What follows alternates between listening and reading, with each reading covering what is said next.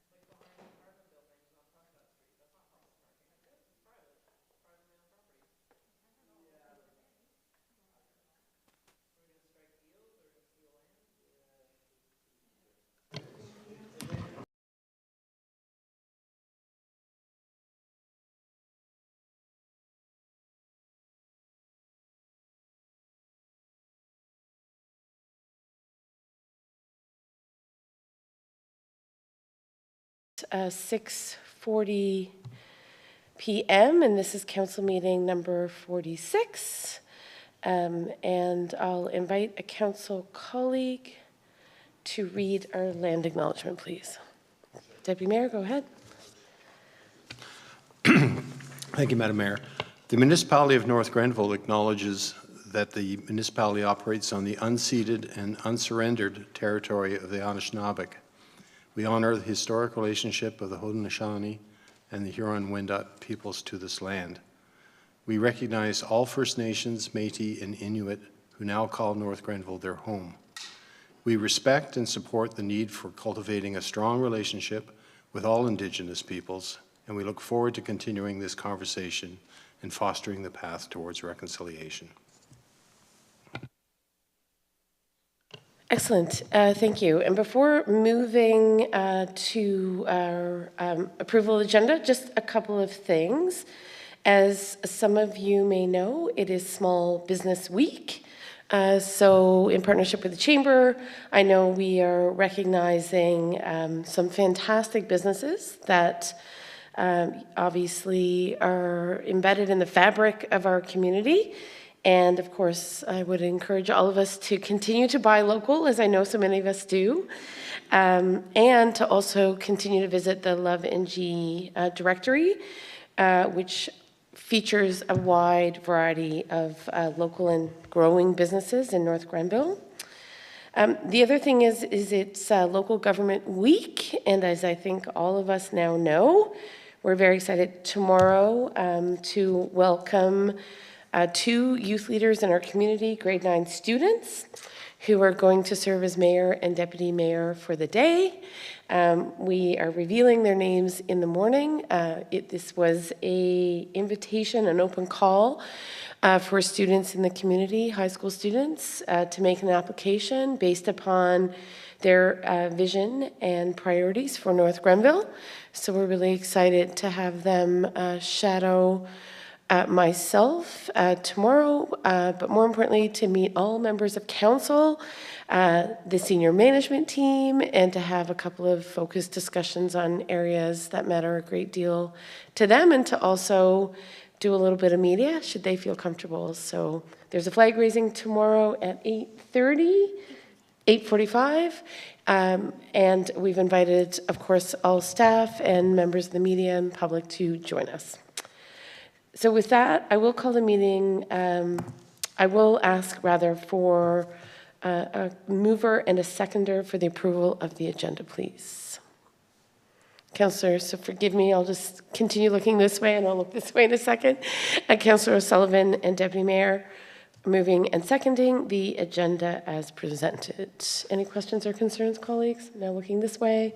Seeing none, I'll call the vote. All in favor? Thank you. Disclosures of interest, any perceived or real financial benefit or loss arising from the meeting this evening, colleagues? Seeing no disclosures, we'll move on. In regards to our presentations and delegations, our first one is in regards to Women Abuse Prevention Month, and I don't believe we have anyone here this evening. However, the recommendation is that Council proclaim the month of November 2023 as Women Abuse Prevention Month in North Grenville and direct the Leeds Grenville Interval House flag to be raised November 1st through 30th, 2023 inclusive. Colleagues, any concerns or questions in regards to the declaration of the month? Seeing none, I will look for a mover and a seconder. Thank you, Councillor Strachan, Councillor Wilson, to move the motion. Appreciate that. There is an accompanying letter from Leeds and Grenville Interval House, and I know certainly while they're not located here in North Grenville, they certainly serve women from across the region. So I want to thank them for bringing this month to our attention. And if there are no other questions, I will call the vote. All in favor? Good. Next, we have a delegation in regards to our parking study, and I believe we're welcoming our consultant from WSP to come on down.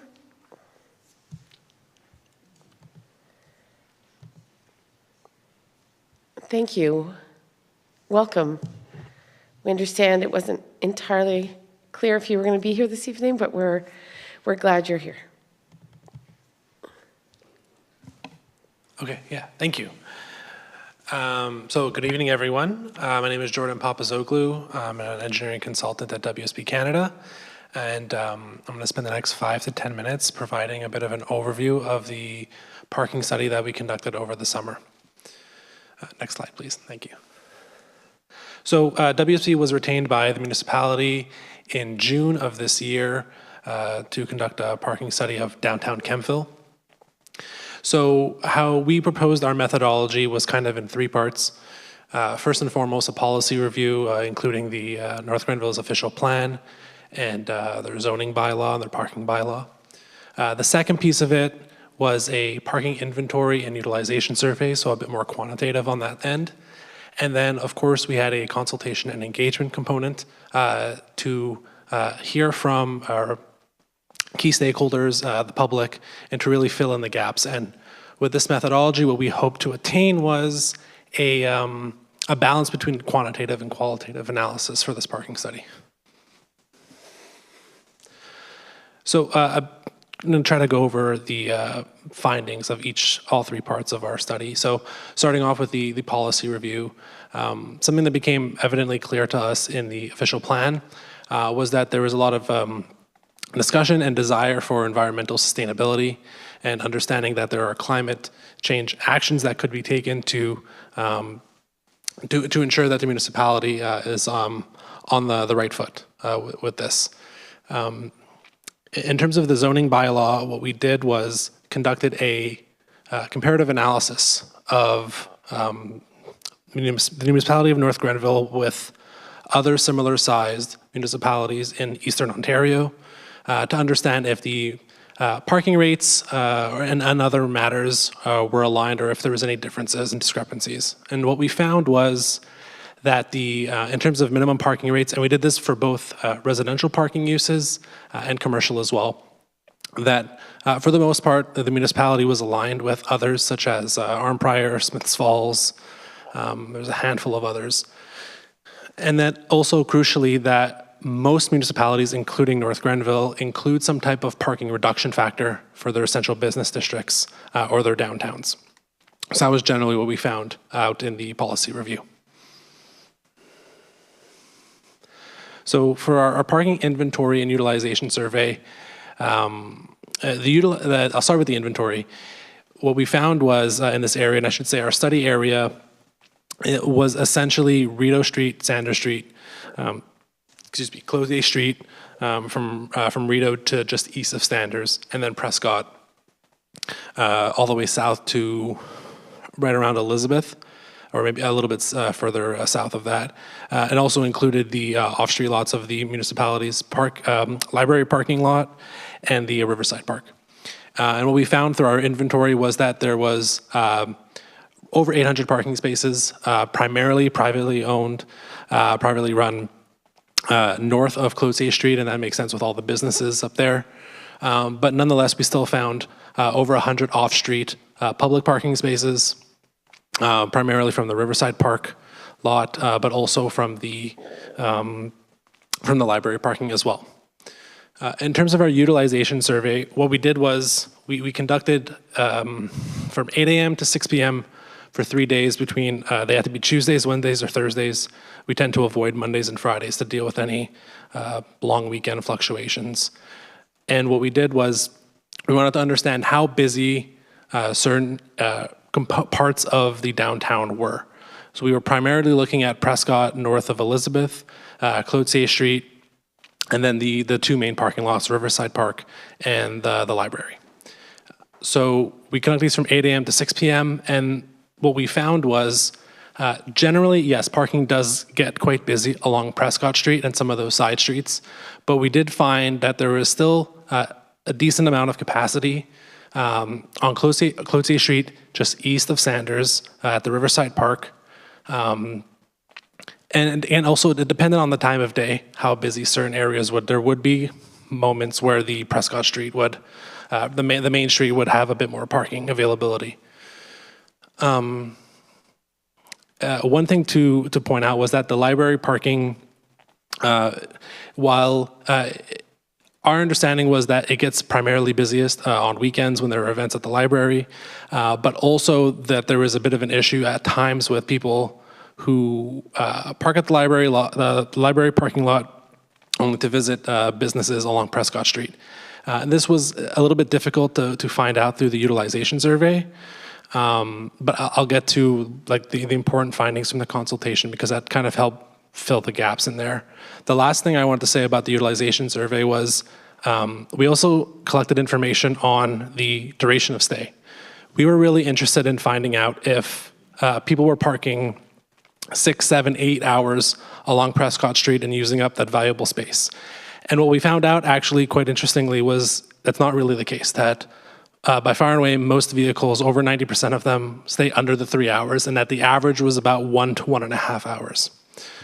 So those are our general findings from the data component of our analysis. So just as important as the data analysis was our consultation and engagement. We conducted 3 different engagement sessions, one with municipal staff, a second with what we called the Business Advisory Committee, which was local businesses, I believe Chamber of Commerce was in attendance, Old Town Kemptville, BIA as well. And then our third and final one was the public open house. And what we tried to find out here was there anything that we had missed from the quantitative analysis, from the policy review? And we asked individuals to point out where was parking busiest, what times are busiest, how would they describe what are the issues in North Grenville with regards to parking, and also to tell us what's working. So, because we wanted to make sure we weren't making recommendations that would go against things that aren't working. So one thing, an important bit that came out of this was, in fact, that library parking. That was a concern that library patrons were often not able to find parking in the lot itself because it had been filled up for other uses. And other things that we found out was commercial loading can be an issue on Prescott Street, which could lead to double parking and some unsafe driving conditions, and also for cyclists as well. So those were just some of the findings through our study. On the next slide, I believe, we did all our entire analysis and we came out with 8 recommendations for our study. So the first one was to deal with the library parking, was to make recommendation to allow courtesy parking for library users of the 20 plus spaces at the library lot, to designate a certain percentage of them to library users. Additionally, so that's recommendation 1. Recommendation 2 was to provide accessible or age-friendly parking spaces along Prescott Street or Cloutier Street. So the distinction between accessible or age-friendly, and I believe the Accessibility Advisory Committee of North Grenville we had some discussions with this recommendation specifically, was one thing we had heard from the consultation was that while there may be parking available for some residents, those with limited mobility might find it more challenging to walk from the Riverside Park, from a side street on Elizabeth. So what we had come up with was try to provide a more equitable solution, that there are still parking spaces available, but if we could provide priority to those with limited accessibility to be closer, to be on Prescott Street or on Cloutier Street, that would be preferred. So we put the language as accessible or age-friendly to first and foremost provide the priority to accessible parking spaces, but also age-friendly in the event that, because one thing we had noticed is that while there are limited accessible on-street parking spaces, the one I believe on Water Street during our utilization survey was not often used. So we wanted to ensure that while the priority is accessible parking spaces, that there is an alternate option, which would, again, it would be courtesy parking like the one at the library for residents over a certain age. We just wanted to provide that flexibility to the municipality in case they wanted to not provide as many accessible spaces and have some flexibility in there. Recommendation 3 comes back to the, excuse me, commercial loading zones along Prescott Street to provide the commercial trucks and delivery people safer conditions when they're unloading their vehicles, but also avoid double parking issues on Prescott Street so that drivers and cyclists have a bit more smooth ride through the street. Recommendation 4 was to repurpose 3 parking spaces on Cloutier Street just west of Prescott that are currently marked for, I believe, 1 for a taxi space and 2 for the old motel. As you know, recommendations 2 and 3 would be removing parking spaces from general purpose. They're still there, we're just redistributing their use. It's important to have recommendation 4 to open up 3 spaces again for general use. Next slide, please. So recommendation 5 is to develop a communications plan to get the information out there to residents of where parking is available, and also to inform them about the distance from, maybe specifically the Riverside Park lot, to other areas within North Grenville. And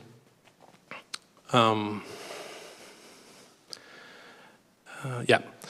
So yeah, just generally it would be whether it's infographics, and we will say from our consultation, our discussions with the municipality's parking team that we were engaged with the entire process, was there has been success of the municipality getting information out for bigger events like Busker Fest, where residents are asked to park further away and there's a shuttle service to bring you into the downtown. So there has been success that residents are responsive to information dissemination about parking. So that's kind of along the lines of where the communications plan would assist. Recommendation 6 of limited overnight on-street winter parking. This was something that came to a front during the public open house, where there are certain residents that their residential spaces do not have off-street parking for them, so that they have to resort, to alternative options, including the off-street lot on Cloutier Street. What we proposed is a very limited ability for some of these residents that don't have off-street parking spaces to get winter overnight parking permits. And this has been successful in several municipalities that have concerns about a flux of too much on-street parking overnight. And also for the winter, we have to consider snow clearing as well. So a limited program for certain residents could prove beneficial, so that they are not looking in the winter for where they can park their vehicles. Recommendation 7 builds off of several active transportation initiatives that are already ongoing. So that includes the Rideau Street cycle track and also the pedestrian connection from the 120 Rubin Crescent development onto Prescott. So just other potential active transportation recommendations, such as safe and secure bike parking along Prescott Street, seasonal traffic calming measures along Prescott to potentially increase cycling. And then finally, our 8th recommendation was to develop a monitoring plan, including annual parking utilization surveys to get a continual understanding every year of how busy parking is in and around downtown Kemptville, and also an ongoing survey for residents to provide their feedback on what issues they have with parking, just to keep a running track of different potential issues that may be getting better or getting worse over time. So I believe that was my last slide. Thank you. Great. Thank you very much. So I'll look to council colleagues for any questions at this stage. Sure. Okay, Deputy Mayor, go ahead. Yeah. Thank you, Jordan. Thank you for this report. It's very thorough, I find. And in particular, I'm so glad that there was an audit and a utilization study conducted, because I think in some ways the perception of a parking problem is a problem in itself, and it's nice to have some hard data to either confirm or challenge some of those assumptions. So it's really hard for residents and visitors to overcome their bias as far as parking goes. And especially in a rural community like ours where car is king, it's really challenging to establish an area where cars take a back seat to pedestrians, bicycles, and scooters. So I really appreciate how in-depth the study is and how rigorous it was. So my questions, page 6 of your report, section 2.2.1, for people who are following along, talking about minimum residential parking ratios. It's stated that in your comparison study, which I think you characterize as a brief comparative analysis, that we're aligned with other municipalities. So this is more a general question to council, whether that's our goal, to be aligned with other communities, or whether we should try and be better. Yes, thank you, Councillor. So my question is, do you know, or is it possible to find out whether those parking bylaws of other communities were written before or after the pandemic? Because I think that certainly, when these bylaws were written, certainly things have changed considerably, not least of which would be the desire for more housing, if not affordable housing. And, you know, this idea of intensifying residents downtown as a way to really make the downtown happen is first and foremost in my mind. So I'd be curious to find out, and you may not have it at your fingertips, but later after the meeting or later this week or next week, to find out when those comparative communities wrote their parking ratio bylaws. Yeah. Okay, thank you. So if I could respond a little bit into that, I don't have the actual dates of when they were written. I believe Renfrew is updating their master plan right now, or their official plan, and their TMP. So likely most of them have been written before the pandemic, just because an official plan process is quite arduous. So it would have to have been something began in 21 or 22. What I can say is, in terms of, do you want to be in line with other municipalities or ahead of them? There have been some recently. I believe the city of Edmonton is one where minimum parking requirements have been removed for residential uses. This is something that, in a way, could free up developers for, you know, making things a little bit easier, but it's also there are times where minimum parking requirements can become a bit of a hassle with getting enough spaces within a certain square footage. So some municipalities implementing no minimum parking requirements, that seems to be, in terms of at least like parking bylaw, what can be done in terms of progressing forward towards a more sustainable transportation options in the future. Councillor O'Sullivan? Thank you, through you, Madam Mayor, to the consultant, Jordan.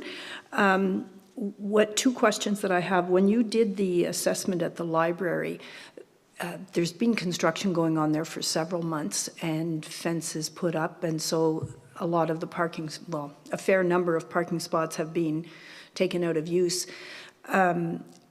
So was that taken into consideration? I don't know how many parking spots are going to be dedicated to the new courthouse residence building, and if that's going to, if it will free up any parking spots when the construction fencing comes down.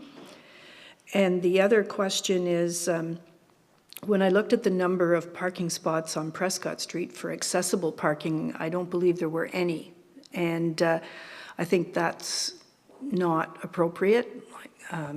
There are a lot of businesses along there, hair salons and massage therapists and various coffee shops, et cetera, that I think there needs to be on-street accessible parking along there. Now, you said that you consulted with the Accessibility Advisory Committee. How did they feel about that? Because I don't believe I was involved in that. Yep, okay. So I'll start with the library question. Okay. So I came in and did a site visit actually while there was construction ongoing, so we got a pretty good idea of the disruption that it caused. What we can say is we did leave language in the in our recommendations. I believe we said up to 8 spaces because there was a bit of an uncertainty of how things might be at a bit of a flux going forward. But it was something brought up in our open houses and by I think in our municipal staff consultation as well, that there are frustrated library patrons that were not able to park there. Mm-hmm. So I think that's kind of where our recommendation came from and why we left the language a little bit open instead of saying minimum of X number of parking spaces, and instead said, let's go up to, I believe it was up to 8 parking spaces. Dedicated for library? Correct, yeah. Okay. And then in terms of the on-street accessible parking spaces on Prescott Street, so if I could clarify what I said about the Accessibility Advisory Committee being briefed, I believe it was Hillary had just kind of provided this, how we had phrased our recommendation initially for essentially, recommendation 2 was initially just age-friendly parking spaces, and we had not put in accessible in there. And after the Accessibility Advisory Committee was made aware of this recommendation, they said that they would prefer giving priority to accessible parking spaces. And that's why we changed our language. We do say in the report that these parking spaces, it should first be accessible parking. That is the priority. And if there is additional desire from it, and maybe not necessarily, depending on usage, that maybe the age-friendly spaces could still be there kind of as for some residents who may not require accessibility, who may not have limited accessibility, but would still prefer to be able to park a little bit closer. And then the final point would be, so the AODA does not have a minimum parking requirements for on-street accessible parking. For off-street, they do. I believe it's 1 for every 20 spaces. But on-street, there is no minimum requirement. So each municipality is kind of left to determine what is the acceptable requirements for them. So 1 for 20 might make sense, and I believe if you did the math, I think 2 or 3 spaces which should be required then, and that the Prescott, Prescott down to through Elizabeth. If you include those side streets, it's probably 2 or 3 spaces. But there is no official language on what the minimum requirements would be. Okay, so the Accessibility Advisory Committee didn't, I guess they weren't really consulted, they were just briefed. And when this came to our meeting recently, we kind of unanimously felt that it was better to have dedicated accessibility parking spaces, not age-friendly. Because if you need an accessible parking spot, regardless of what your age is, that's what you need. And age-friendly, there's a lot of people, elderly people who stay elderly, healthy and elderly and fit because they do walk. So it was unanimous that they would rather see accessibility dedicated spaces than age-friendly spaces, that they're more important. And so I don't know if we can lead the way in terms of having on-street parking, even though AODA does not require it, but we could do better and have on-street parking. Like all the businesses on Prescott Street, I take my elderly sister to a hair salon, and it's very difficult to get her there because I can't just drop her off on the sidewalk and I can't just leave my car in the street while I walk her in. So it's a problem. And then just to add to that, based on the AOD requirements, there would be additional consultation required to discuss how to design it, where to place them. So there would be extra steps required before implementation. Okay, well, I think that we should proceed that way, in my mind. And I understand that AODA doesn't dedicate or dictate where the spots have to be, and I know that this parking study was only for the old town, but there are new places that are like recently built within the last 2 or 3 years that the accessible parking spaces are in the most ridiculous places, further away from the door than they can possibly be. You know, like the doors are here, the accessible spots are at the very end of the row. So it doesn't make sense. Anyway, I think we can do better.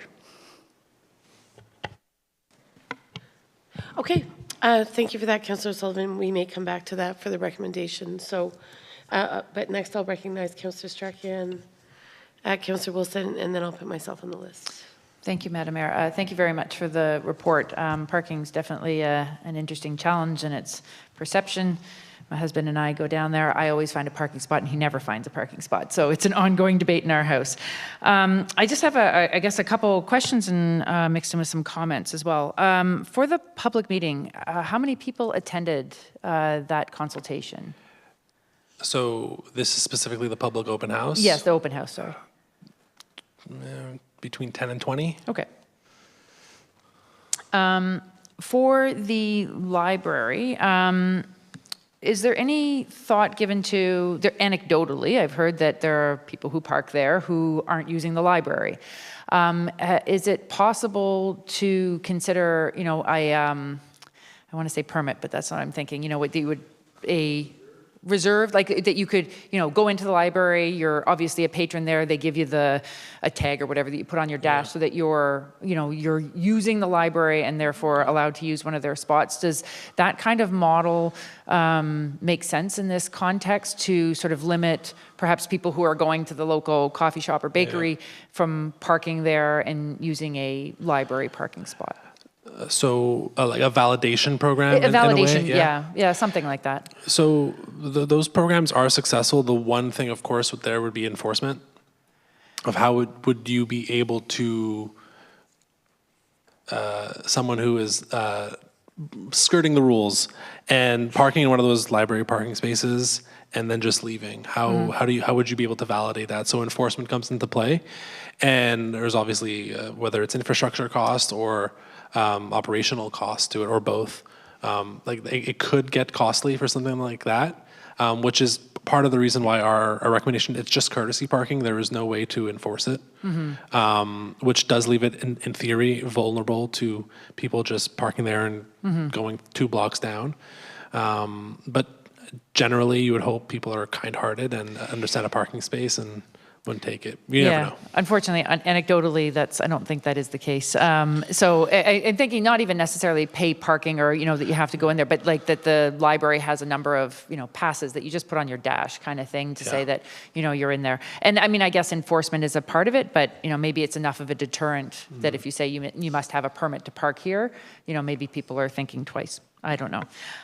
Okay, so just throwing that out there as a suggestion. And I agree with what you have said and what Councillor Sullivan's also, Sullivan, has stated about the senior versus accessible parking.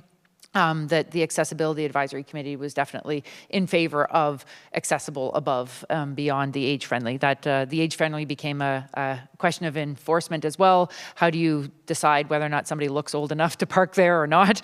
And then you go down a rabbit hole that way. So.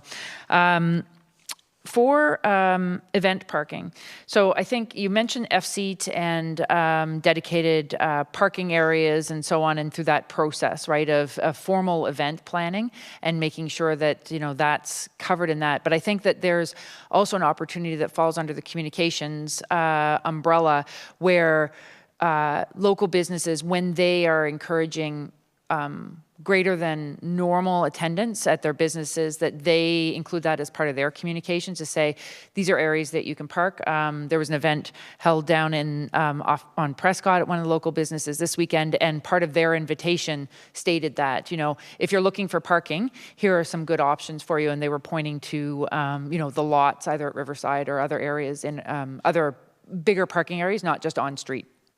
So I think, perhaps that's part of the strategy that BIA and the groups like that could encourage as well for the local businesses to help offset some of that challenge that they could run into, some of those challenges.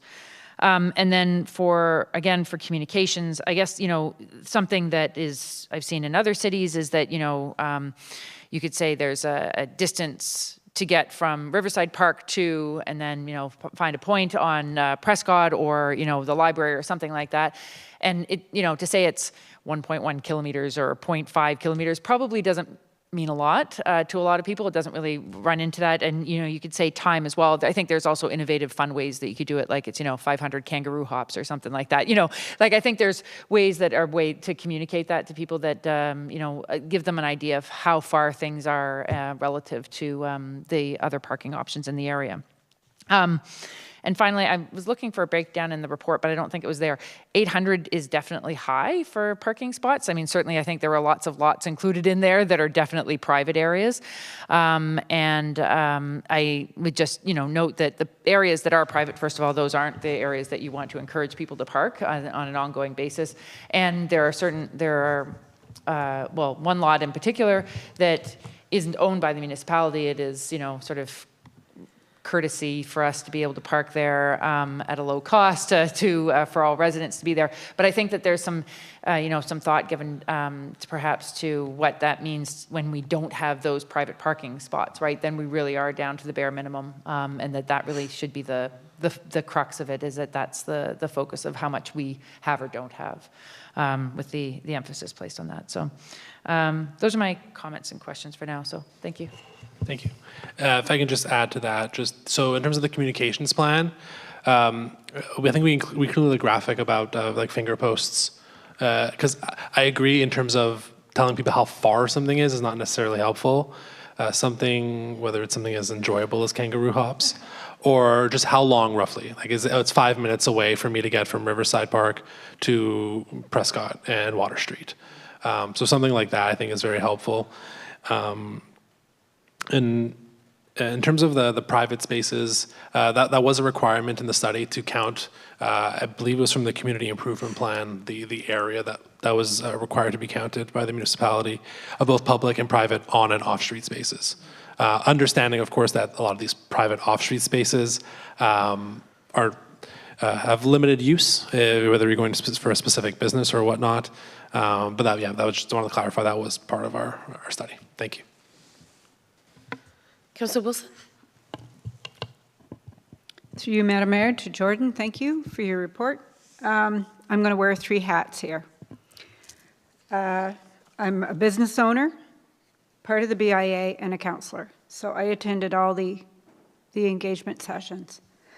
I grew up here, and at a time when we had parking on both sides of Prescott Street, and Prescott Street was quite a bit wider.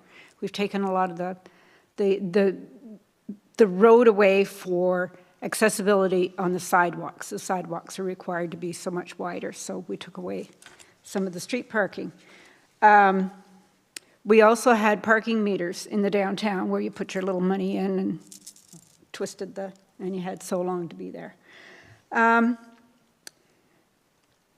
library parking, that was designated as a public parking lot at one point.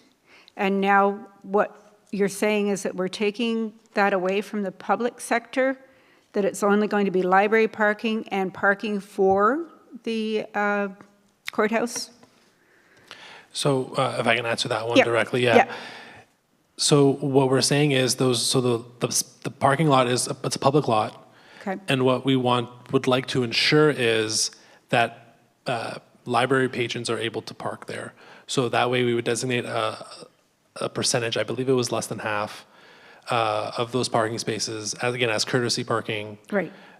So that people who visit the library have a very short walk, distance walk. Yeah, I can see the argument there when someone says, I'm parking here for the library and it's all full and I can't get a parking spot, so, and there's not that number of people in the library, so there'd be that argument. The age-friendly, yeah, I agree with everyone, take away age-friendly. We have some residents that have mobility issues, breathing issues, and have a hard time getting from, yeah. So I really would like to see us look further into accessibility rather than age-friendly. I do have a question about one of the parking lots. I think I know what it is, but it's a public parking spot that's got 22 spots on Clothier Street. Was that was included in the study to be a designated parking lot for public?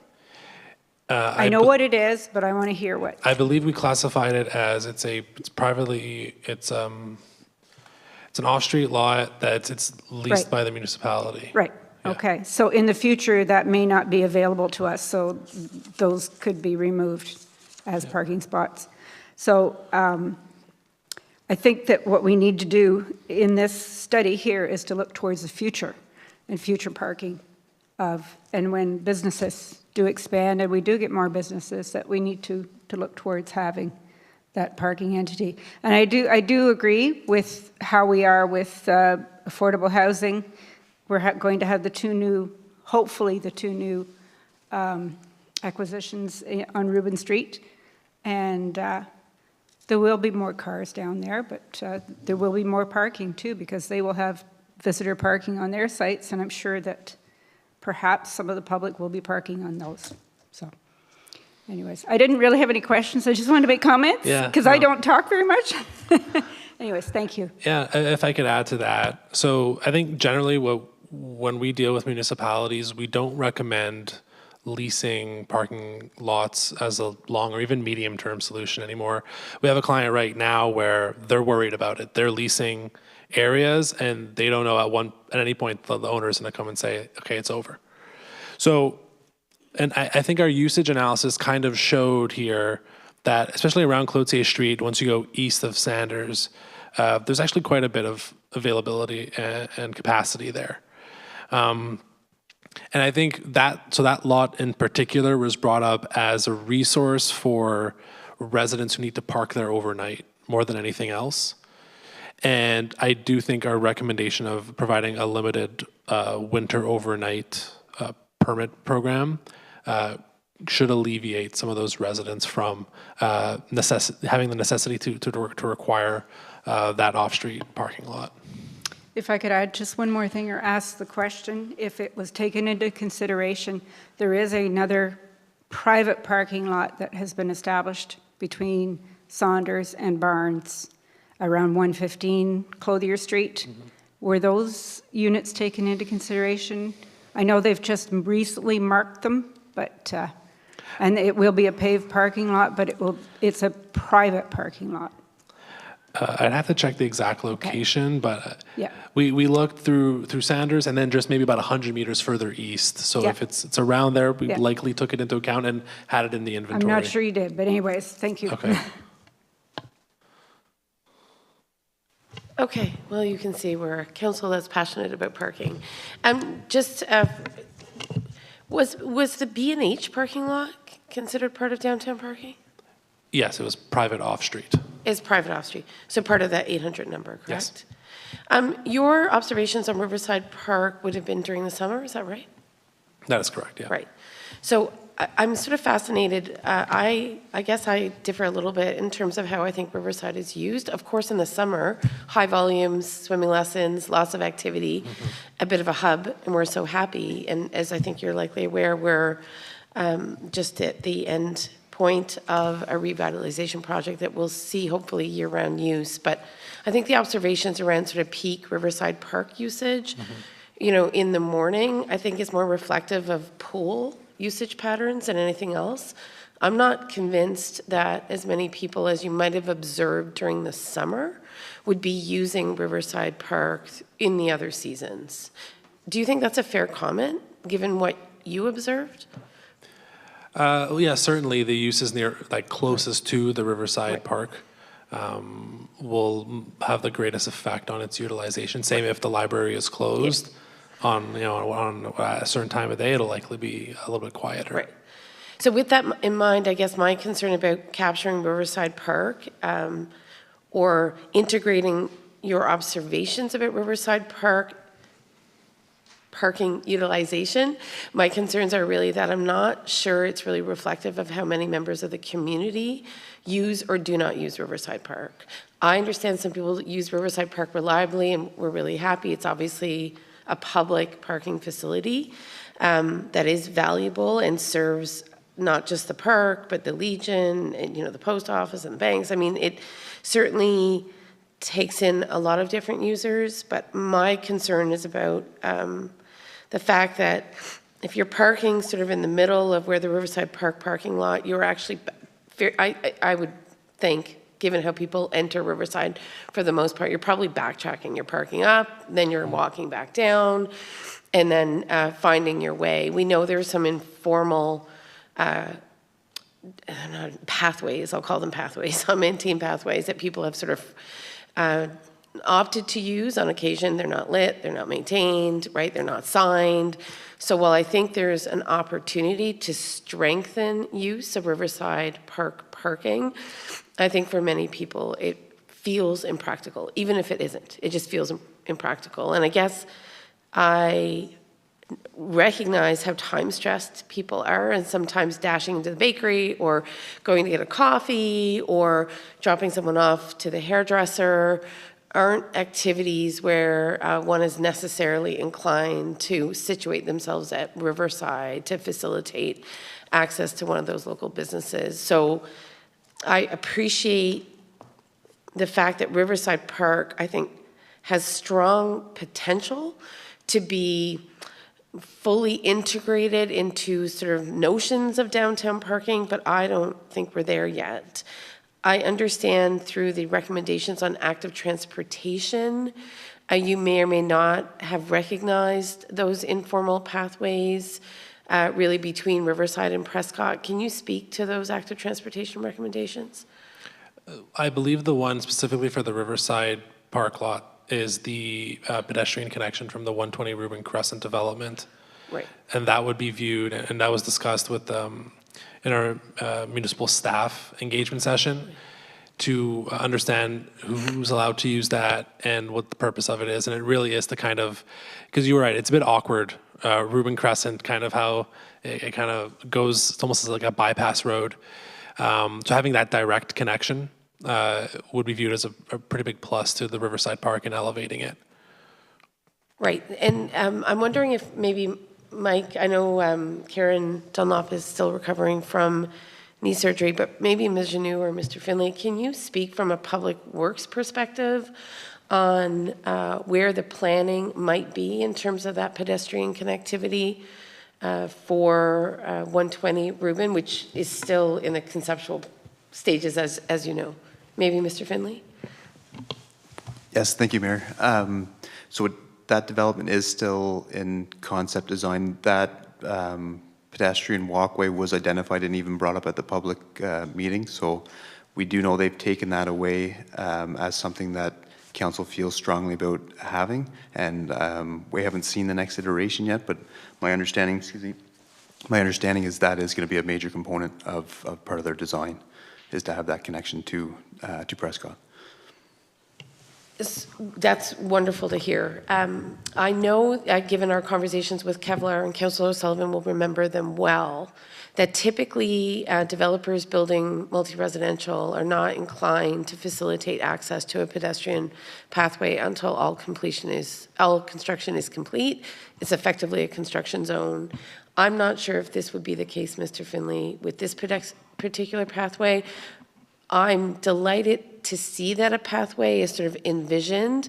I'm worried we're 3 to 5 years out, practically speaking, by the time these guys break ground, build. What we saw with Kevlar was a very strong, vocal, and public commitment to a pathway that has yet to exist. Because buildings take time to build, they're building 3.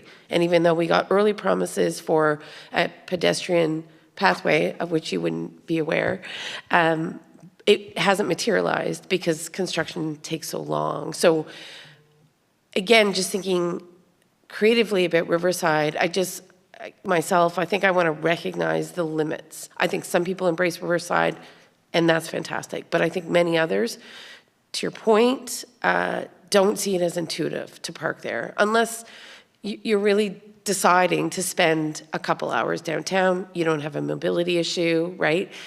Time is on your side. Maybe you're not, maybe you don't have 3 kids in tow or whatever it is. So I think there's a lot of challenges to fully availing of Riverside's potential at the present time. So I just wanted to put that on the record. And I think what's important in that would be the communications plan of informing residents of the proximity of it, providing improved wayfinding on street around Prescott about where it is, and letting people know how far it really is. For those that are able to, right? That's why there is the accessible parking spaces recommendation, so that those that aren't able to do so can still park on Prescott Street. But ideally, there would be some folks that would be able to go to Riverside Park and make the 4 or 5 minute walk if time allowed it. And part of it is an education and understanding that just because you can't see where you are headed when you park doesn't mean you're that far away. We provided a travel time map, I believe, in our report that showed kind of spatially how far everything is within a 5 or 10 minute walking distance. I forget what we used exactly. And I think something like that could be quite beneficial to informing residents about, Riverside's actually not that far. Again, for those that are able to do it, which is, again, the accessible component of it. Well, I think there's ability and there's time. And I know that one could say time is subjective, and it is and it isn't. But I think it's how people relate to their own time, right? So there's a sort of there's a cost-benefit analysis, right, to how one frequents, for example, a few of the businesses downtown, and is it a 5 minute or is it 20, sort of depending. And it's not to say that parking inherently is the singular obstacle, but I think it is a factor in terms of how people think about their options when they don't see, sort of conveniently located parking on Prescott Street. The other thing I wanted to flag is, I don't know if you heard from any community groups, but the Legion had signaled that after late night events, they've had a couple of people leave their car in the parking lot because they had consumed alcohol, they wanted to be safe, and they found themselves ticketed the next day. So I don't know what the reflections, or if you received any of that information, but is there any contemplation to actually allowing Riverside to be an overnight parking lot? I don't know informally if it is one now, or if that shifted, or if certainly we would think about making Riverside an overnight parking lot. To my understanding, it's not an overnight park. Right. I believe after 11 p.m. is the cutoff. Right. The potential concern with overnight parking, it's anytime you provide more parking spaces, it's induced. You're going to induce more parking, you're going to induce more driving with more availability and more spaces. And especially with the new development coming, I believe the minimum parking requirement is lowered, or the parking spaces for that new development are lower than the bylaw states because of affordable housing. And there could be a concern there that if you open it up to overnight parking at Riverside Park and its proximity, that people now living at that development or other nearby developments might find, okay, now I can get a car now and I can use the Riverside Park as overnight. So the only thing I would caution in there would be some induced demand for parking or for vehicles. Yes, and that's a good point. I almost wonder if, just given the circumstances of the Legion, if there might be merit in designating 3 spots, right, for those individuals who do find themselves unable to drive.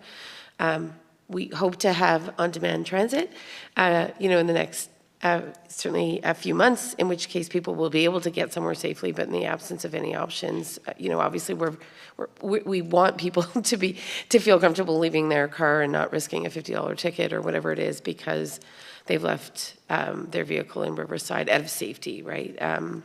Or out of a risk, a concern about their own safety and their capacity to drive safely. Finally, you talked about traffic calming on Prescott Street.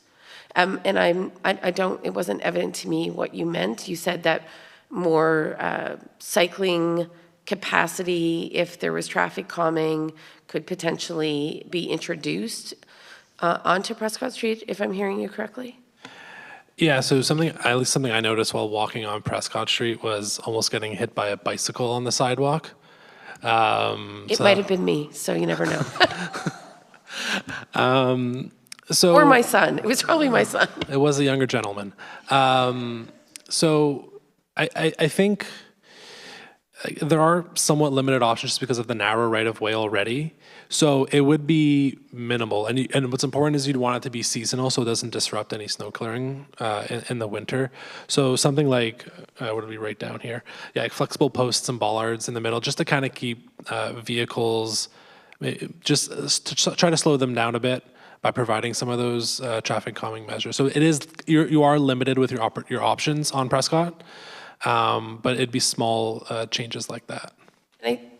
And I appreciate that you relay on your personal experience, because I think this is the challenge, right, for families that are trying to encourage active transportation or have a desire, right, to use alternative forms of transportation in downtown. In my opinion, it's not safe. I only encourage my children to ride on the sidewalk because what choice is there, right? It's sort of sharing the road, in my opinion, is very, very challenging for both cars and cyclists. So I think traffic calming is important, but I think to your point, it's limited. And that, I think, only further compounds part of the challenge we're facing, certainly in sort of the downtown area to properly accommodate, right, all the different users. So, okay. I had one more question, so you'll have to indulge me. I know the Chamber and the BIA, which are very valued partners, were consulted. I don't think we had the opportunity to directly interact with you, but we seem to hear from the businesses that are the most aggrieved, if you will. I trust some of them participated in the business-focused consultation, but I don't think we saw a list. How many businesses participated apart from the Old Town BIA and Chamber? I don't know if we have the exact number, but 3 to 5 would be my guess, maybe higher. Okay. We definitely have a list of attendees that's in the appendix, but it's somewhere in that range. I only ask because I do think there are, things like the hair studio downtown. They have a very particular clientele. Of course, I don't think it's possible to meet all the needs of every business, so I don't think that we're suggesting that. But I do, part of the reason to do the parking study was to really get as comprehensive an understanding as possible of what the reality is, but also how do you respond to some of the particular needs of individual businesses. And I just worry a little bit if we didn't get to hear from all of those voices, I don't know if we'll be able to credibly say, hey, we sort of tackled this concern you've had for years in some cases effectively. So that's why I was asking the question. All right, so I have a list. Councillor Strachan, Barclay, O'Sullivan, is that okay, or is it the other way around? I apologize. Okay, just go. We'll go over here and then I'll shift over here. I apologize.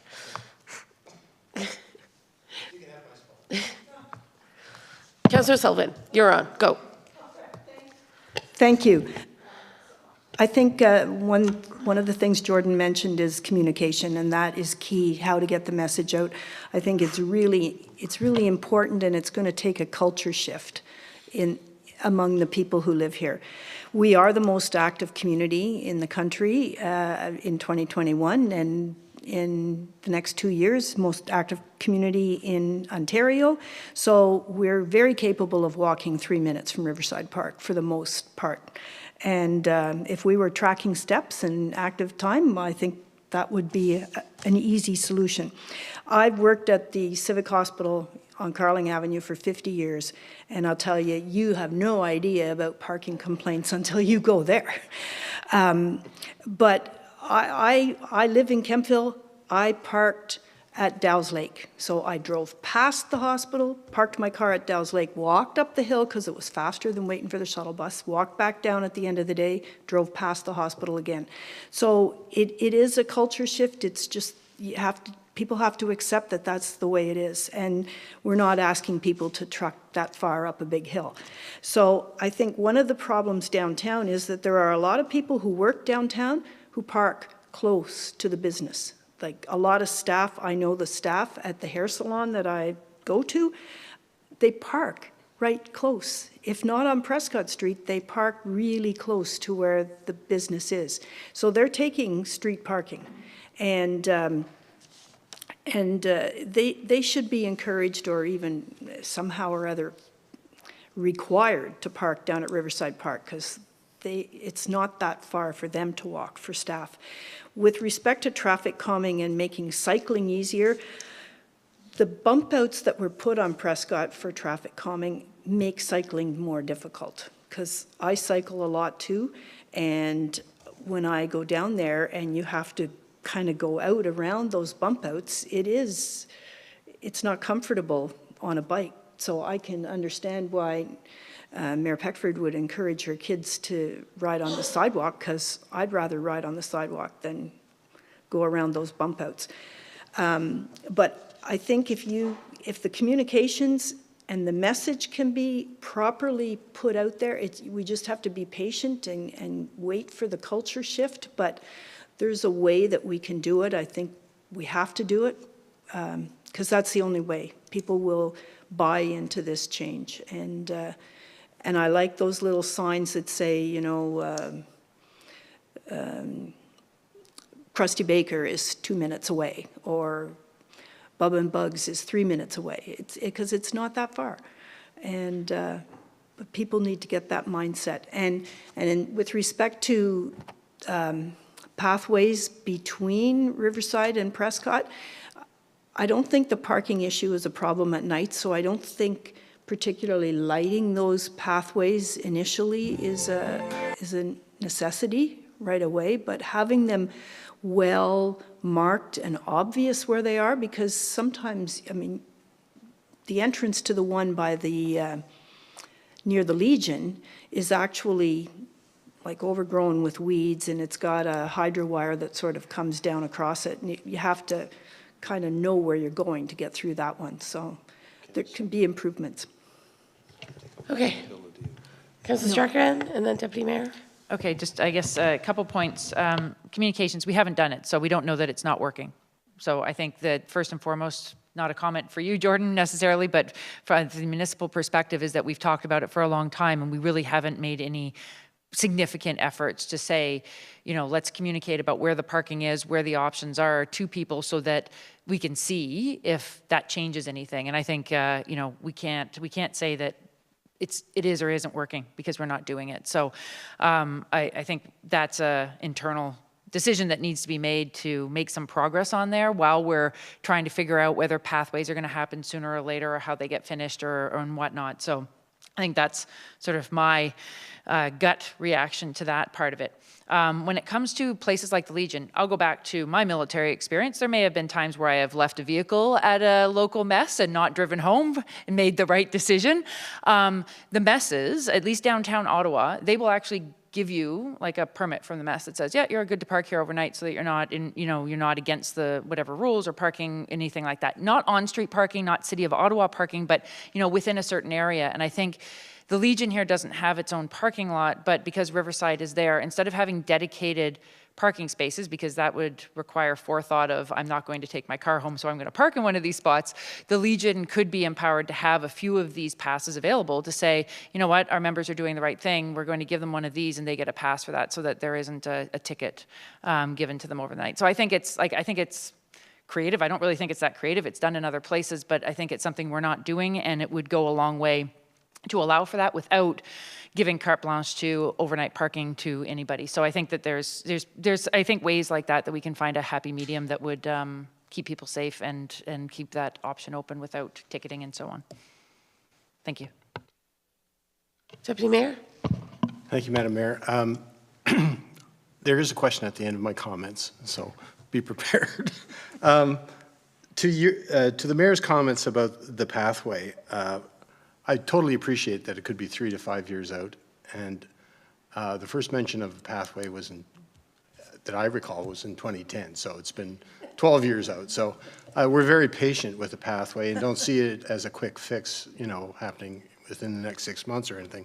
But it is part of the puzzle, I think, and it's been talked about for a long time, so I hope we can hold the developers' feet to the fire about getting it done. Riverside, yeah, it's problematic. Of whether it's being used to its full extent and what role it plays in terms of alleviating concerns about parking downtown. But to Councillor O'Sullivan's point about culture shift, I think one of the strongest recommendations, or the ones where I'd put a lot of weight behind, is number 5 on communication. And certainly the Riverside Park could be, for some people, an attractive place to park if that signage saying 3 minutes to the post office or 5 minutes to the bank or whatever was posted. And the graphic that you have in your report that traces, I believe it's 5-minute walk, is very instructive to people who would like to come downtown to realize that, yeah, it's only a 3 minutes walk away, given that most people want to park where they can see the front door of the building. I understand that. Excuse me. I think we need to envision a plan for downtown that's more than just, that is more of a walkable neighborhood and less of a car-centric thoroughfare. And as I said at the beginning, it's difficult in a rural municipality where car is king to think of an area that we're trying to encourage that cars take a backseat to pedestrians and scooters and bicycles, etc. My specific question is, in front of the post office, we have 15-minute parking. Would it be possible for, say, a business like Bubba and Bugs to have a single spot as 15-minute parking? Because the amount of time it would take to dash in and get a coffee and then leave, if it was dedicated for 15 minutes, Councillor Wilson will recall that there is a building owner downtown that was notorious for parking in front of his building on Prescott. You'd be there from 9 till 5, taking up a valuable spot. But if we could have short-term parking in front of some of these businesses, and I just pulled Bubba and Bugs out because, that's where people would like to park for 15 minutes close by. I'm just wondering whether there could be designated short-term parking on Prescott. So, in short, yeah, there could be. The important thing to consider here is the number of businesses that would request something along these lines. And what you would not want is an escalation to where all the spaces on Prescott are now assigned to specific businesses. So we just need to be we need to be a little bit careful with if something like that were if a tool like that would be used. You want to ensure that it's limited in its usage, and that there's a proper reason for it, rather than just ultimate convenience. That there's people with needs that would require. It's about equitably distributing the space rather than maximizing convenience. Yeah, just a point, because, and again, Councillor Wilson will back me up here, that, looking at the business mix downtown, it's less and less retail and more services where someone might park for an hour session or 2-hour consultation or whatever. So I understand that once you, open it up to limited parking for one business, that there'll be a lineup around the block. But I think the parking profile of businesses downtown is definitely changed over the last 15, 20 years. There's fewer retail where that 15-minute, jump in, jump out would apply. So, yeah is a great answer. It's something that needs further study or consultation, but It's it's yes with a fairly large asterisks. Is it technically possible? Yes, it's not something that's impossible, but many considerations would have to be involved in a decision making before proceeding, and I'm not sure it's something that ultimately would provide the best usage of that space. With respect, if there wasn't great uptake by businesses, right, on the business parking consultation engagement session, if we haven't heard from a sufficient number of businesses downtown to fully kind of understand that business profile usage patterns, I understand you overall looked at usage patterns and did a great job, but I guess I'm just, I'm in Ottawa quite a bit, short-term parking, 30 minutes, 60 minutes, right? Like, it's not atypical to potentially consider something like that as a tool, even if it's not attached to a particular business, right? Yeah, so that's why we really looked at parking duration along Prescott and Cloutier Street, because we wanted to understand how long are people staying, because we had heard anecdotally that there are people staying there 8-9 hours their entire shift. So yeah, when we looked at the data, it showed that that was a small portion, like less than 5 or 6% were actually doing that, and on the shorter end, the average duration was about an hour and a half. So the 3-hour parking, I think it's 3-hour max parking along Prescott and Cloutier Street, it seemed like an appropriate number, that because there were vehicles staying 2 to 3 hours, again, a non-insignificant proportion of them. Yeah, like in Ottawa, there's 30-minute parking, there's 60-minute parking, but it's not specific for on-street. It's not specific to one business. It's more, this is a business district area. We're expecting high turnover. It's 30 minutes to 60 minutes. What we found was the current bylaw of 3-hour max is sufficient. So you're not that favorable to a more condensed, shorter-term parking period? Yeah, that is correct. That was something we were really interested in looking into, but once we saw the data, there was no grounds to stand on for reducing the parking, the max parking time. And that's because current usage patterns are under the 3 hours? Is that what informs? Yeah, I believe it was 94% of vehicles were under 3 hours. But if we incentivize them to be there a little bit less long, right? Yeah. Then do you think that would potentially create that kind of turnover that you get in Ottawa? That's what, like, is it a chicken and egg scenario? So one of the reasons, so we had thought of that, but we did hear back from business, and I'm pretty sure it was the hair salon, about there are people staying 2 to 3 hours. So we didn't want to, there are clearly some businesses that have customers stay 2 to 3 hours. So we ultimately decided we did our analysis, that data is now there, but no recommendations were given on that. I saw Councillor Wilson's hand. Go ahead. Thank you. Through you, Madam Mayor, to Jordan again. I'll get a little bit into the weeds. I said I wasn't going to, but I am. So I notice on Rubin Street, there's 3 different parts of Rubin Street that you've got. There's 8 private parking spots. Then on West Rubin Street, there's 8 public parking spots. And then on 200 Rubin Street, there's 11 private parking spots. Is the West Rubin 8 parking spots public? Is that in front of the post office?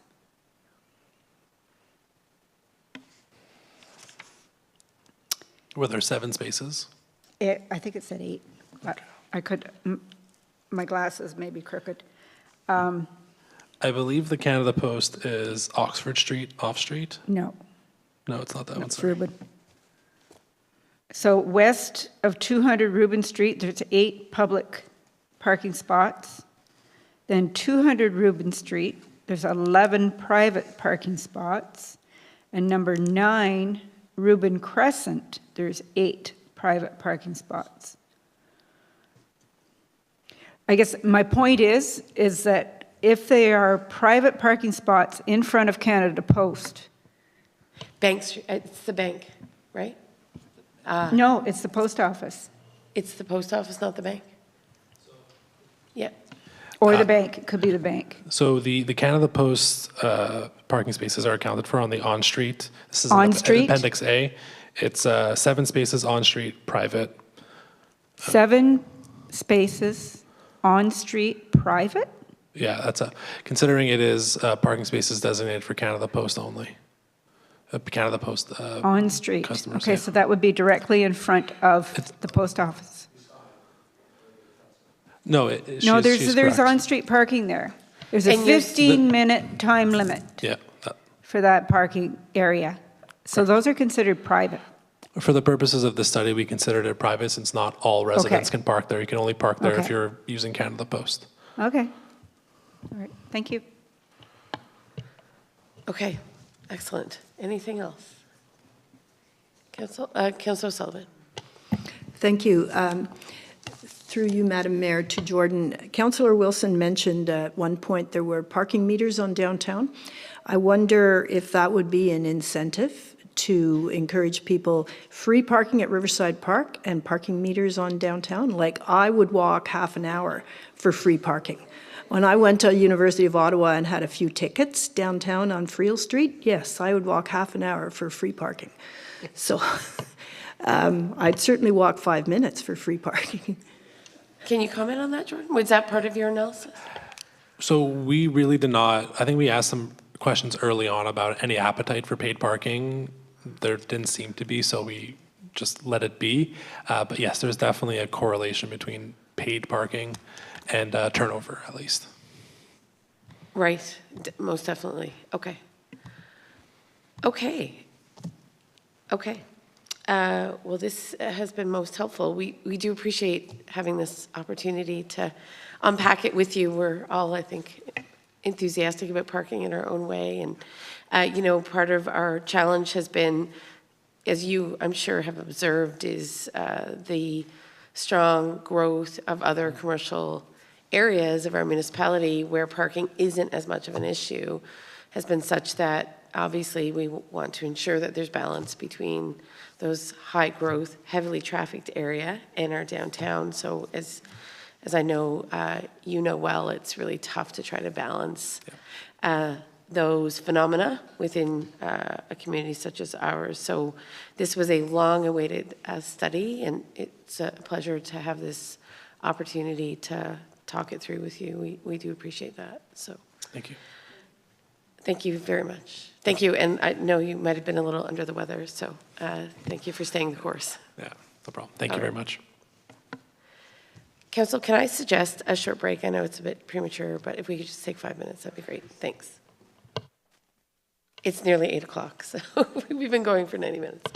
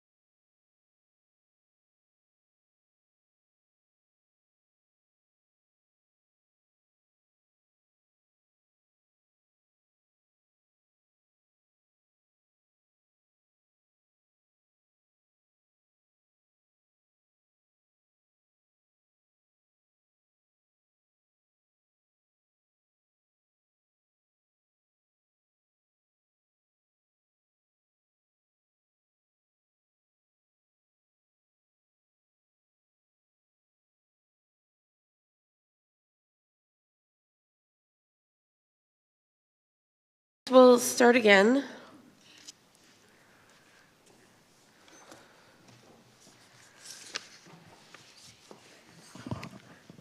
Thank you for your patience.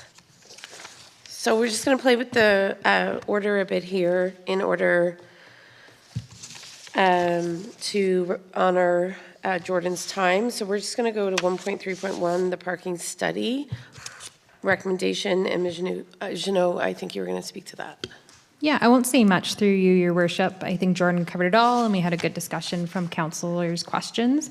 So there are just two recommendations before you tonight: to receive the parking study report and to direct staff to review and implement the suggested recommendations. I've taken all good notes on everything that was provided, all the feedback that was provided. So I would say that the second recommendation there is really, we'll take this away, what we heard tonight, in combination with the suggestions that were provided from the study. And I did want to note as well that accessibility will 100% be the priority. I think my thought in leaving in the age-friendly was the restrictions that we do have with regards to jurisdiction on some of our downtown roads, as well as space. So in the interim, if fully accessible spots aren't possible, perhaps we have this backup option. But accessible spaces will always be the priority. And that's all I really had, but happy to take any questions. Thank you. I have a question, but I'll go to Deputy Mayor first. Thank you, Madam Mayor. Through you to Ms. Jeannot. I would say, you know, of the 8 recommendations, we might have already discounted one a little bit about age-friendly, but for me, number 5 that deals with communications is probably the most cost-effective thing we can do in the short term to improve the perception of parking downtown, which is important. And number 7, active transportation, because, you know, just reading the conclusion of the report that Jordan supplied, and bear with me, he said, similarly, other cost-effective recommendations such as developing a communications plan to increase awareness and understanding of parking availability, excuse me, along with active transportation improvements, should give confidence to residents and visitors that when they go to Prescott Street or other areas downtown, they have many options at their disposal. So that's the final paragraph of the conclusion of the report. So I think it points to recommendation number 5 and number 7 as being a focus. Great, thanks. With that in mind, I wonder if we could just modify the recommendation slightly, Council, to say receive the parking study report and direct staff to review and propose a prioritized implementation of the recommendations, because I think we know that some will come before others. I think Ms. Jeannot, I apologize, Hillary, has received a lot of feedback and some, obviously, I think adjustments to a couple of the recommendations. So might we instead say direct staff to review and propose a prioritized implementation plan for the recommendations? And that way you can kind of come back to us and sort of give us a sense of short to midterm actions. All right. Can I look for a mover and a seconder for that? Okay, thank you. I'll just take Councillor O'Sullivan, Deputy Mayor Barclay. Thank you. Any further comments or questions? Okay, seeing none, I'll call the vote. All in favor? Okay, thank you very much again for that. Thank you. All right, so we'll go on to the transit service report. So, Ms. Jeannot? What do you need, sorry? No, we thought we'd do it at the end. So we'll just package your reports all at once.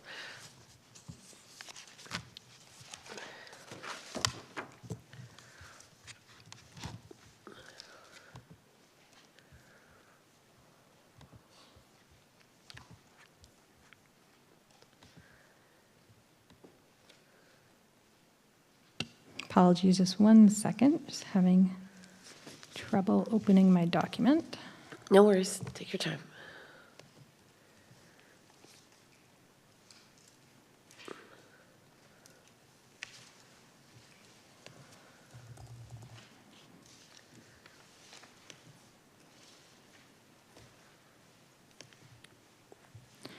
Okay, so thank you, Council. So this next presentation is with regards to launching an expanded transit service in North Grenville. Next slide, please.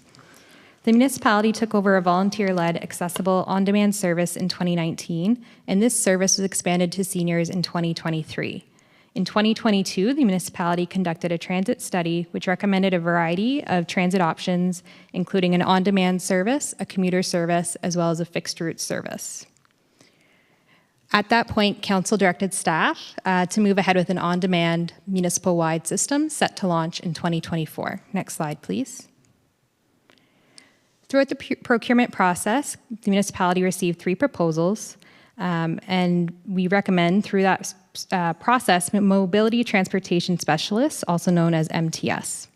I will note that all the information on the next several slides will be subject to contract negotiations, but council can expect the minimum service levels that were included in the request for proposals and that are detailed in my report.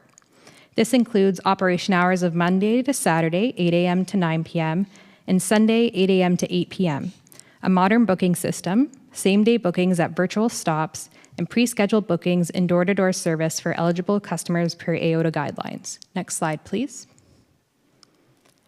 MTS's proposal included a launch date of April 2024.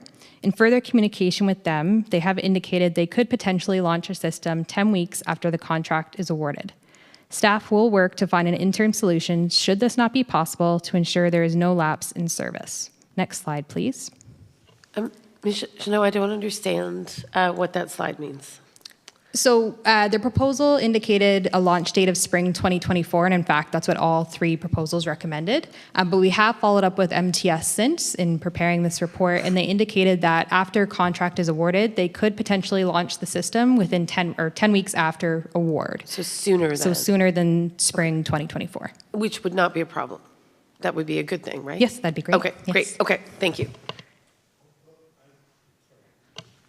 When does our current contract end with our current provider? December 31st, 2023.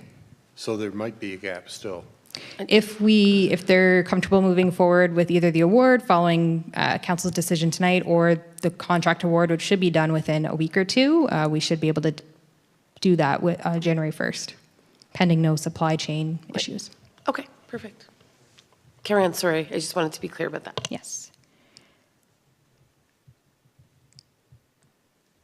So as you can see here, based on MTS's hourly service rate, the total operating costs would be $416 and $494. As you can see, we have some estimated revenues as well. So this includes 2024 gas tax funds, previous year's gas tax funds, and fare revenues, resulting in an estimated municipal contribution of $192,894. Next slide, please. The initial contract would be for 3 years with an option to extend for up to 10 years. This slide illustrates the long-term costs. Next slide, please. As noted on a previous slide, we do have gas tax funds from previous years that were not used. We have confirmed with the Ministry of Transportation that we can use these funds to expand our service in 2024. We could use all the previous year's funds in 2024 as illustrated on this slide. You'll also see that we expect our gas tax funds to increase as the system grows. Next slide, please. Alternatively, we could spread out the previous year's funds in a number of different ways to incrementally increase the municipal contribution. Staff will review our options during the 2024 budget process. Next slide. In closing, staff are recommending awarding a 3-year contract to MTS. A fulsome communication plan will be completed in order to keep the community apprised of the system's development. Thank you, and I'm happy to take any questions. Okay, great. Thank you very much. Council colleagues, any questions at this stage? Deputy Mayor, go ahead. Yeah, could you go back, through you, Madam Mayor, to Ms. Jeannot? Could you go back to the slide that shows the 10-year projection? I'm just curious. I understand an incremental increase over time, but it seems to fluctuate. And what's that due to? Excuse me. So I believe in year 3, there was a dip there. So we do see a decrease of 2.34%. And that is due to the startup costs in year 1, 2, and 3. They do predict a reduction, so we will see a little bit of a decrease there.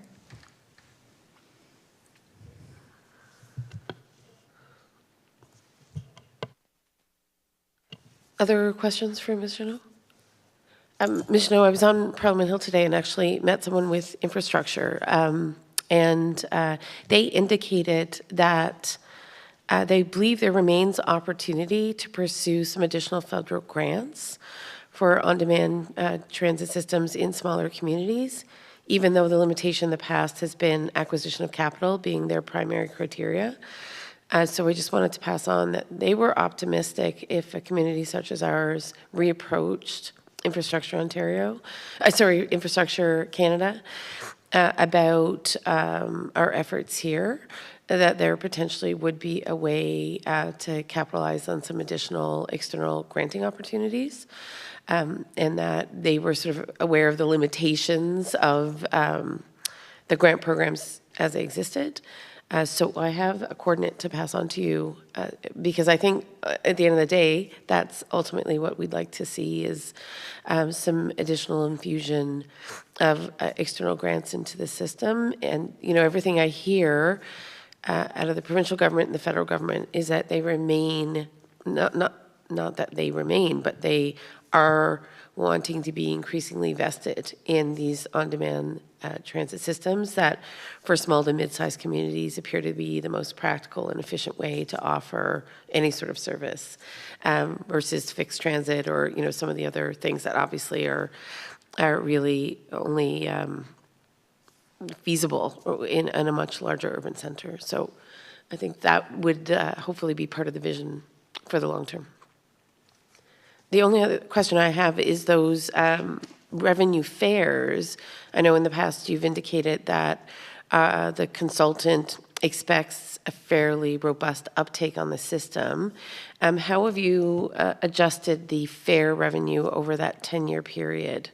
The chart moved rather quickly, so if we could just go back there. Is that something that is expected to grow year by year? I presume so. Through your worship. So we did start with the figure of 44,000 in year one, and that was provided by our consultants who had done the transit study. And they actually came up with that number based on our 2022 ridership data. And so once we started providing them with our 2023 ridership data, which has increased exponentially for a small system, mind you, they do foresee us surpassing that estimated fare amount in 2024. So we are, that is promising. And then the years following that, we did use the formula based on actually the gas tax funding formula. So we kind of did some reverse math there and figured out this is our estimated fares for year 2 and year 3.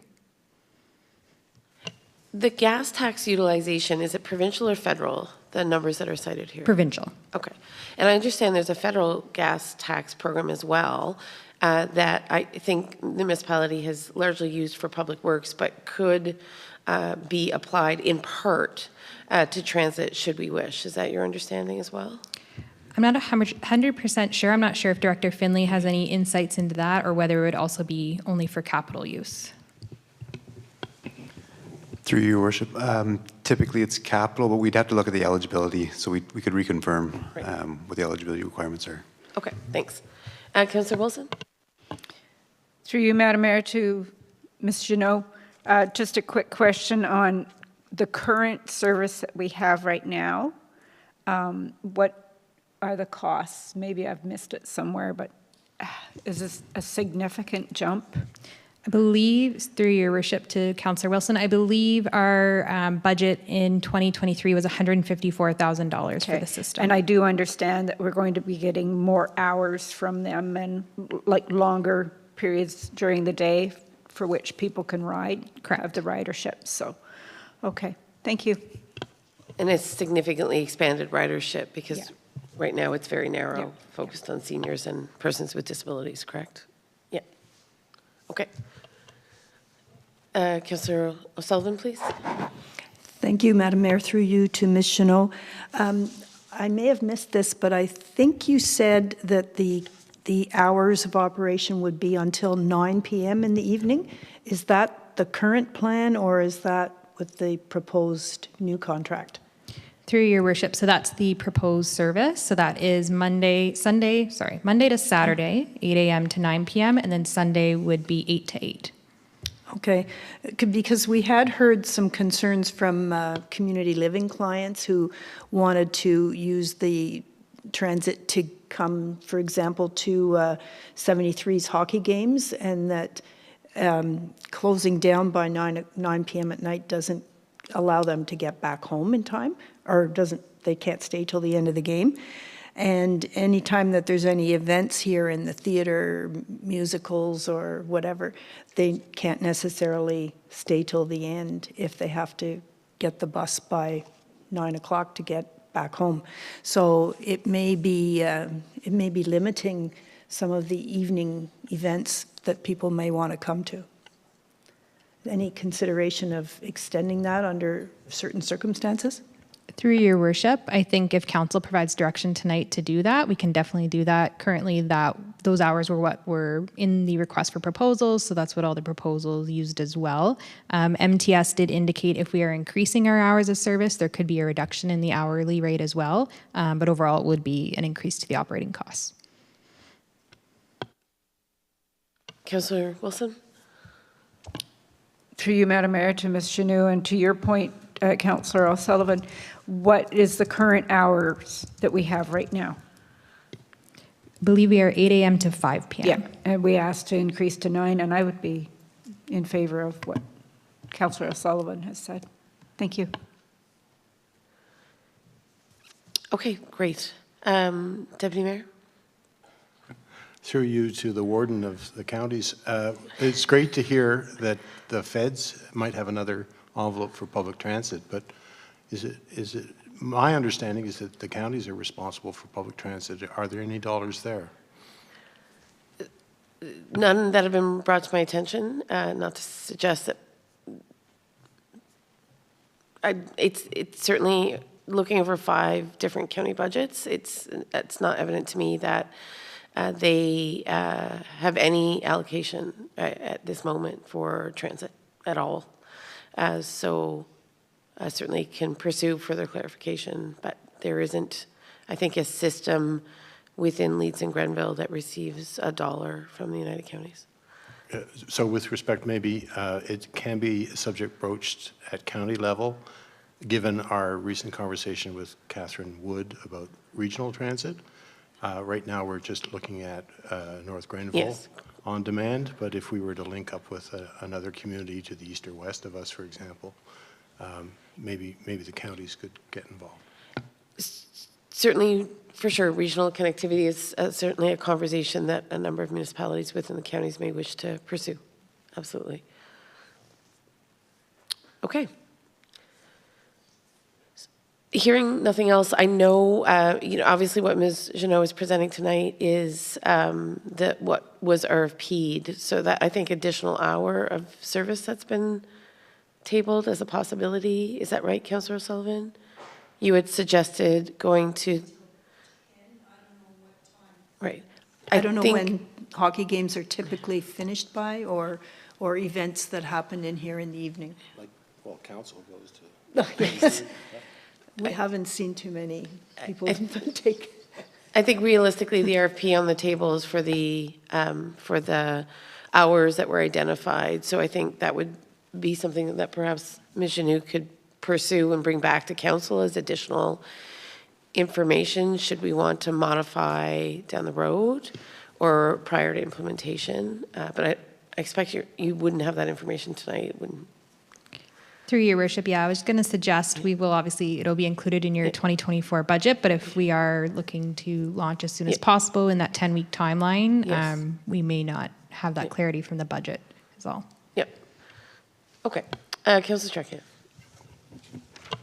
Without knowing exactly what the right time is for the last ride going out, it does state in the report that the municipality reserves the right to alter the hours with a 60-day notice. So should we start with 9 p.m. and recognize that, no, that's actually a bigger problem, I think we always have that option to tweak it as we go. So we might not want to play around with the hours now because 10 o'clock may not be sufficient to begin with. So. That sounds like a great option. Yeah. Okay. So if there's no further comment, then I'll look for a move and a seconder for the recommendation as presented. Deputy Mayor, thank you. All right, I don't know who to choose. I'm paralyzed. Councillor Strachan.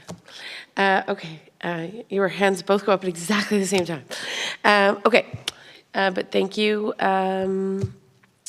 We have the motion on the table. Perhaps you could just read it for me, Ms. Preston? Absolutely.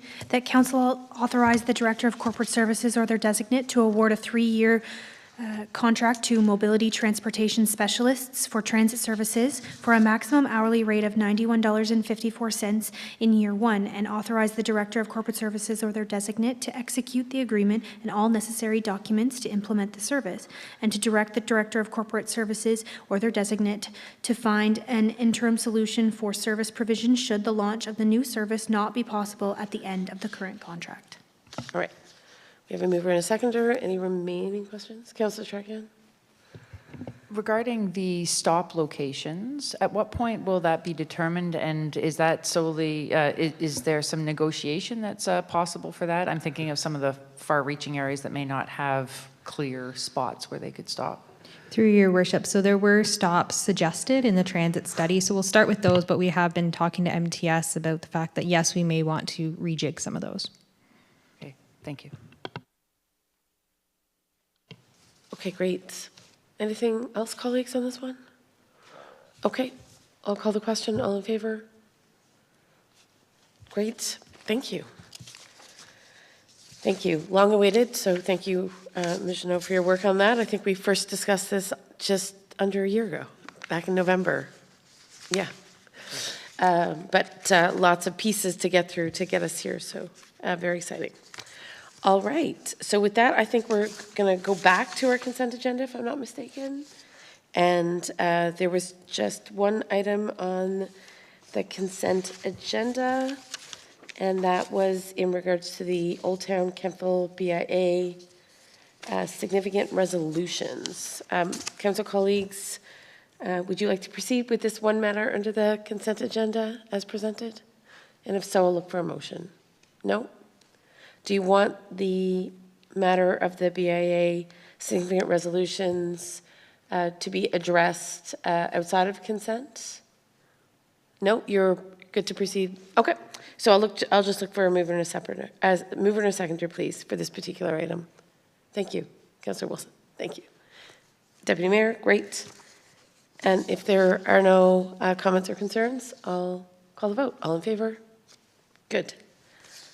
So I think that gets us nearing the end. I think Mr. Guy is here in regards to waiving of fees requests, please.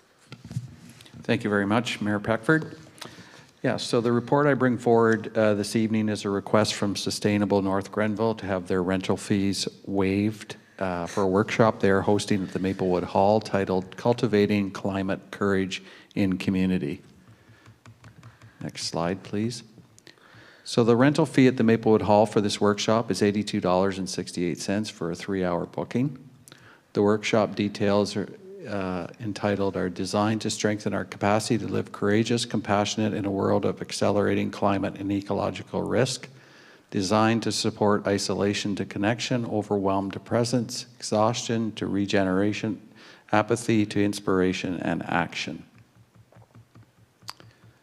The waiving of fee policy states some of the items are reducing financial barriers for not-for-profit organizations, events, programs that provide broadly based and valuable services to the community, has significant social community benefits to residents of North Grenville, and registration is open to the public. The recommendation from myself is that we should waive the rental fee of $82.68.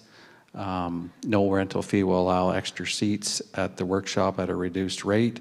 The workshop does coincide with the intent of the waiving of fees policy. Specifically, it has significant social community benefits for residents attending the workshop.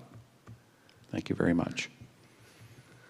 Okay, so a test of our waiving of fees policy, which was recently adopted. So, Council, you've heard the recommendation. Are there any questions for Mr. Guy before we proceed to consider the recommendation? So, Councillor Sullivan and Deputy Mayor Barclay. Yeah, no, I've got a question, and that is through you, Madam Mayor, to Director Guy.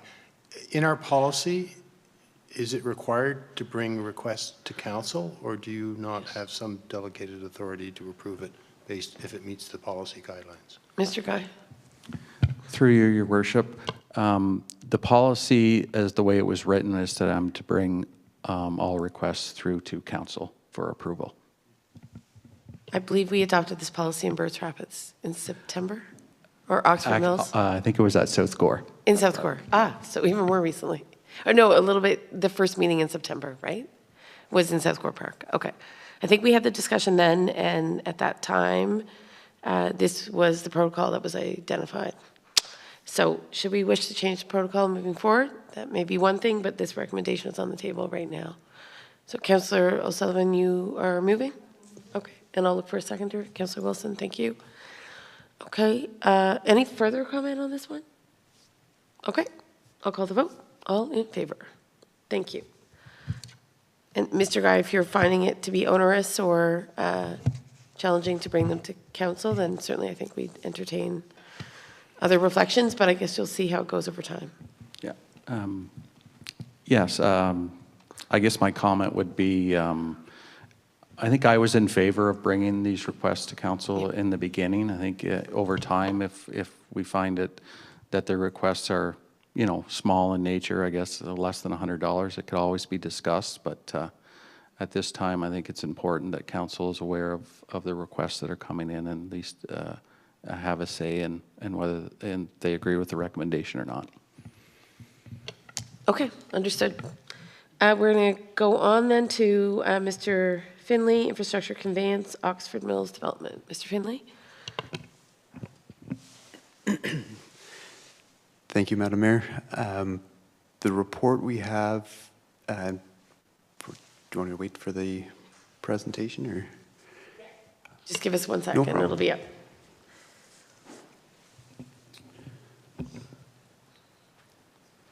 So as noted, the report we have for council is the assumption of infrastructure to the municipal assets.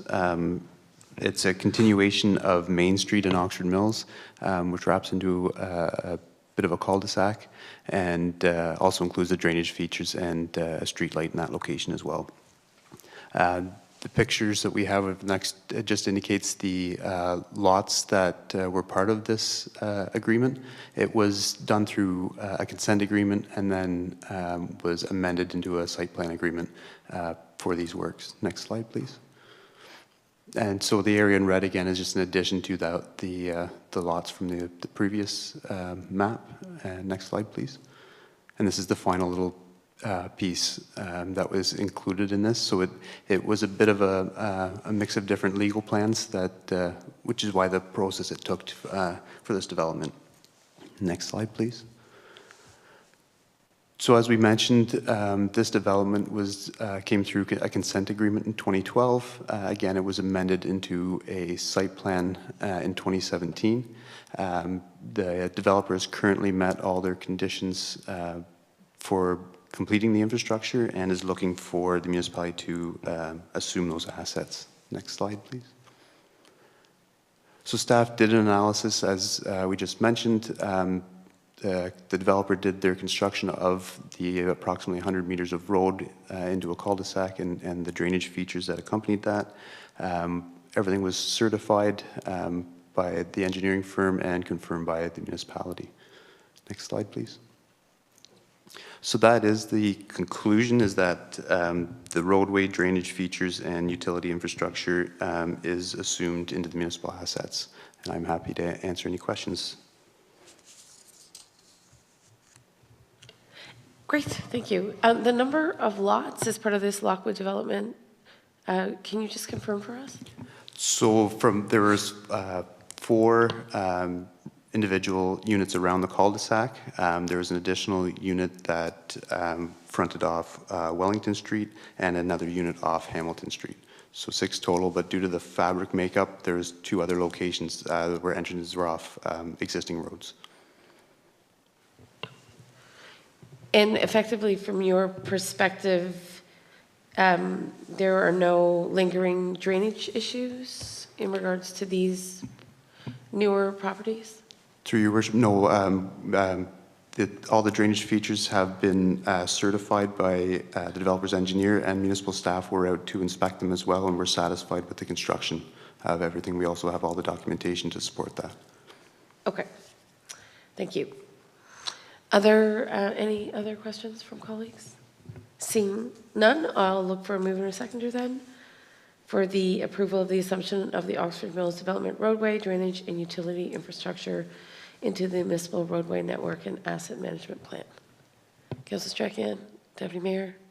Pardon me, Madam Mayor, and to adopt bylaw 9823. Indeed, thank you. All right, so we have a mover and a seconder. Any last comments? Seeing none, I'll call the question. All in favor? Good. That carries. Thank you. And I believe then we are on to other business. I do not think there is any other business this evening, Ms. Preston. All right. Introduction and consideration of bylaws. I believe we have addressed that.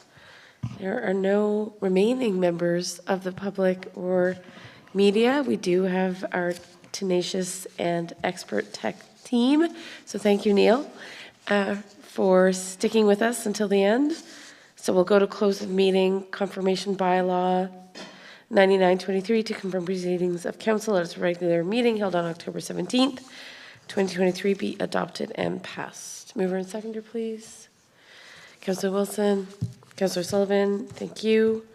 And I will call a vote. All in favor? Good. Motion to adjourn. Councillor Strachan. Councillor Barkley, thank you. And we will adjourn at 8:37 is the proposal. I'll call the vote. All in favor? Okay.